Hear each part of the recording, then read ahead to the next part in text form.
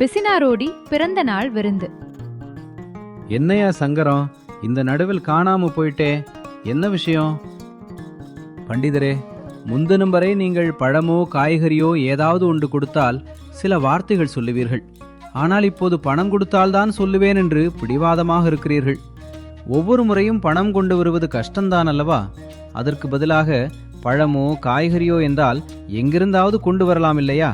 எங்கிருந்தாவது என்றால் உங்களுக்கு சரியாக நினைவிருக்கிறதோ இல்லையோ, அந்த நேரத்தில் உங்களுக்கு தொடர்ச்சியாக எலுமிச்சம்பழம் மட்டும் கொடுத்தேன். ஆமாம், ஒரு மாதம் முழுக்க எலுமிச்சம்பழம் கொடுத்தது நினைவில் இருக்கு. அதை நம்ம எருது வண்டிகளுக்கு கட்டுவாங்க இல்லையா? நீங்கள் தான் எல்லாருடைய நல்லதும் கெட்டதும் சொல்வீர்கள். உங்களுக்கு எதுவும் ஆகாது என்று நினைத்து அவை கொண்டு வந்தேன். அப்படின்னா நேத்து எனக்கு கொடுத்த எலுமிச்சம்பழம் மிளகாயெல்லாம் வண்டிகளுக்கு கட்டுவதற்கானதா? உன் பிசினாரித்தனம் தெரிந்தும் கூட நான் ஏமாந்தேன் பாரு. அது என் முட்டாள்தனம்.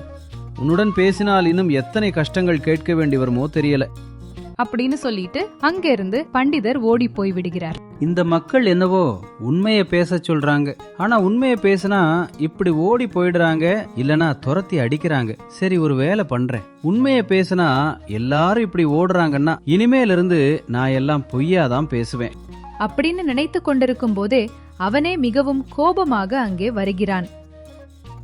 என்னடா வீரேசம், இவ்வளவு அவசரமா கோபமா? எங்க போற?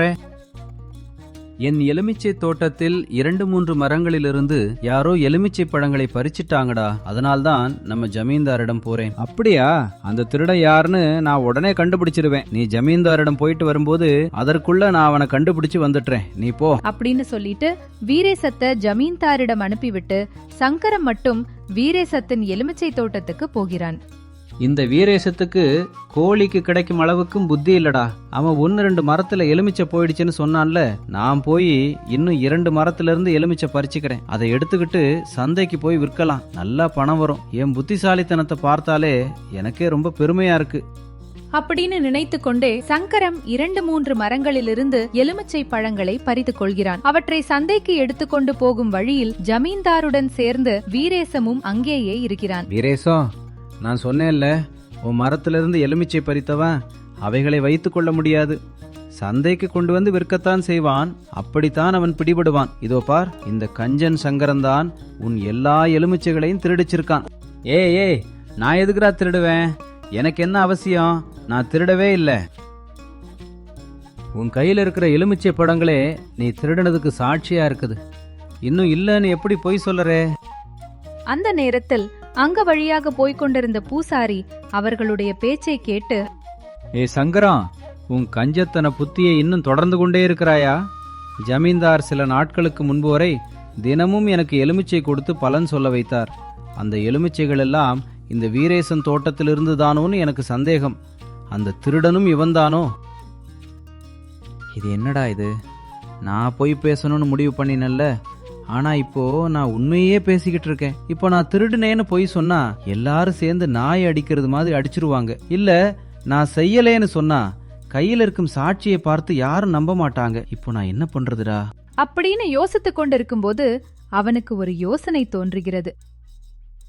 ஐயா, கொஞ்சம் உங்கள் கோபத்தை பக்கத்துல வைக்குங்க. இன்று என் பிறந்த நாள். இந்த நாள்ல நான் ஏன் திருடுவேன்? சத்தியமா சொல்வேன், இவையெல்லாம் என் வீட்டில் உள்ள மரத்துல விளைந்த எலுமிச்சை பழங்கள் தான். என்னடா, இன்று உன் பிறந்த நாளா? சரி, இன்று நீ எந்த தவறும் செய்ய மாட்டேன்னு நான் நம்புறேன். ஒரு வேலை பண்ணலாம் சங்கரம். இன்று உன் பிறந்த நாள் என்பதால் நாங்க எல்லாரும் உன் வீட்டுக்கு வரோம். நீ நல்லா விருந்து வைப்பேன்னு தெரியும். என்ன, ஒத்துக்கிறியா? என்னடா இது, வர்ற எல்லாருக்கும் விருந்து வைக்கணுமா? ஐயோ கடவுளே, நான் சாப்பிடவே இந்த வேலைக்கு வேண்டாம், அடுத்த வேலைக்கு பார்க்கலாம் என்று தள்ளி போடிக்கிட்டே இருப்பேன். என் வயிறுக்கே சாப்பாடு போடணும் என்றாலே எனக்கு செலவு அதிகம்னு தோணும். இவ்வளவு பேருக்கு சாப்பாடு வைக்கணும்னா என் உயிரே போயிடுமோ கடவுளே அப்படின்னு சங்கரம் யோசித்துக் கொண்டிருக்கும் போது ஜமீன்தார் சங்கரத்தை குலுக்கி, என்னடா சங்கரம், விருந்த ரொம்ப பெரிய அளவிலா செய்யணும்னு யோசிக்கிறியா? அவ்வளவு அவசரம் வேண்டாம். சாதாரணமா விருந்து வைச்சாலே போதும். 5-6 வகை கறிகள், 2-3 வகை ஊறுகாய், 4 வகை ரசம் இருந்தா போதும் சங்கரம். எங்கள் மேல் உனக்குள்ள பாசத்துக்காக அதிகமா எதுவும் செய்யாதே, சரியா? ஐயா, நீங்கள் சொன்ன அந்த எல்லா சாப்பாடுகளும் என் வாழ்க்கைக்கே போதும்னு தெரியுமா? சங்கரம், நீ ரொம்ப வேடிக்கையானவன்டா. சரி, நீ போய் ஏற்பாடுகளை பார். அப்படின்னு சங்கரம் சொல்லிக் கொண்டிருக்க ஜமீன்தார் அவன் பேச்சை கேட்காமல் அனுப்பிவிடுகிறார். சங்கரம் வீட்டுக்கு போய் என்ன செய்யணும்னு தெரியாம கலங்கிக்கிட்டு இருக்கான். அப்படியே யோசித்து கொண்டிருக்கும் போது மாலை ஆகிறது. கொசுக்கள் அதிகமா கடிக்க ஆரம்பிச்சதா வேப்பிலை எரிச்சு புகை விடிக்கிட்டு இருக்கான். அப்போது ஊரிலிருந்து சில பேர் சங்கரத்தின் வீட்டுக்கு வர ஆரம்பிக்கிறார்கள். சங்கரம், என்ன மசாலா வாசனை கமிழுது? எங்களுக்காக நல்ல சாப்பாடெல்லாம் தயார் பண்ணிட்ட மாதிரி இருக்கே. ஐயா, அது மசாலா வாசனை இல்ல, கொசுக்களுக்காக போட்ட புகைதான். சங்கரம், நீ ரொம்ப சாமர்த்தியமானவன்டா. எல்லாருக்கும் பசிக்குது. நீ பிறந்தநாள் விருந்து வச்சா நாங்க வயிறு நிறைய சாப்பிட்டு போயிடுறோம். இவர்கள் எல்லாரும் விருந்து வைக்கணும் என்று சொல்றாங்க. ஆனா எனக்கு ஒரு காசு கூட செலவழிக்கணும்னா மனசே ஒத்துக்கொள்ளவில்லை. என்னடா கடவுளே, இப்போ இவர்களுக்கு என்ன பதில் சொல்றது? இவ்வளவு பேருக்கு சாப்பாடு வைக்கணும்னா 2 வருடம் நான் சாப்பிட்றதுக்கான செலவு போயிருமோ? வைக்கலன்னா அவமானம் ஆகிடும். ஏற்கனவே ஊர்ல எல்லாரும் என்னோட சேமிப்ப கஞ்சத்தனம்னு நினைக்கிறாங்க. இப்போ வீட்டுக்கு வந்தவர்களுக்கு கூட விருந்து வைக்கலன்னு தெரிஞ்சா யாரும் என்னை மதிக்க மாட்டாங்க. எப்படி பண்றதுடா இப்போ? அப்படின்னு யோசித்துக் கொண்டிருக்கும் போது சங்கரத்துக்கு ஒரு யோசனை தோன்றுகிறது. உடனே போய் தன்னுக்காக நேற்றே சமைத்திருந்த எல்லா உணவுகளையும் எடுத்துக்கொண்டு வந்து அவர்கள் முன் வைக்கிறான். ஐயா, உங்கள் முன்னால் ஒரு உண்மை சொல்லணும் என்று நினைக்கிறேன். எனக்கு சமையல் செய்ய தெரியாது. அதனால்தான் உங்களில் யாரிடமாவது ஏதாவது வாங்கிக்கிட்டு எப்படியாவது சாப்பிட்றேன். அதை நீங்கள் கஞ்சத்தனம் என்று நினைத்தாலும் எனக்கு பிரச்சனை இல்லை. ஏன்னா என் மனசு அமைதியாக இருக்கும். ஆனா இப்போ நீங்க இவ்வளவு பேரா வந்ததுனால எனக்கு கொஞ்சம் கஷ்டமா இருக்கு. அதனால்தான் உங்களை எல்லாம் போயிடுங்கன்னு சொல்லுறேன். இந்த முறை நீங்க எல்லாரும் ஏமாந்து வீட்டுக்கு போயிட்டீங்கன்னா நான் ரொம்ப சந்தோஷமா இருப்பேன் அப்படின்னு உள்ளுக்குள் நினைத்து கொண்டு சந்தோஷமாக இருப்பான்.